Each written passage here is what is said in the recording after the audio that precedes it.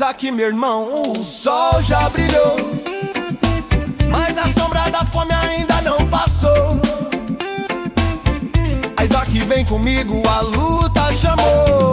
Isaac, vamos dançar esse reggae, sentir a vibração. Isaac, vamos cantar esse reggae, vamos cantar esse reggae. O povo precisa de uma voz, meu irmão, que grite a verdade contra a opressão. A rua sussurra, a cidade geme,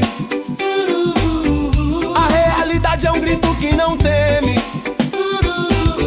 Vovó já dizia em sua singeleza: beleza não faz a mesa, meu filho, não faz a mesa. Cuidado com o brilho que ofusca o olhar, pois por trás do sorriso pode a dor morar. A resistência contra amar como urso. Isaac, de popó tá morto de fome. Isaac, de popó tá pensando fome. Existem 1000 caminhos pra gente trilhar, eu sei.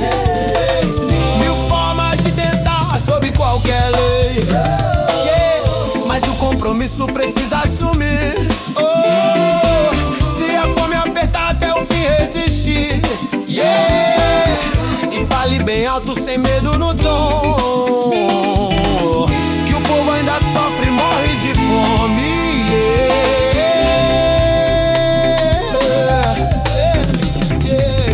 Lembre-se das palavras da sabedoria antiga: uma voz amiga é a arma que abriga pela realidade nua e crua, a sutil mentira que nos machuca. Isaac, meu amigo, não vamos falhar. Pelo pão e pela justiça vamos lutar.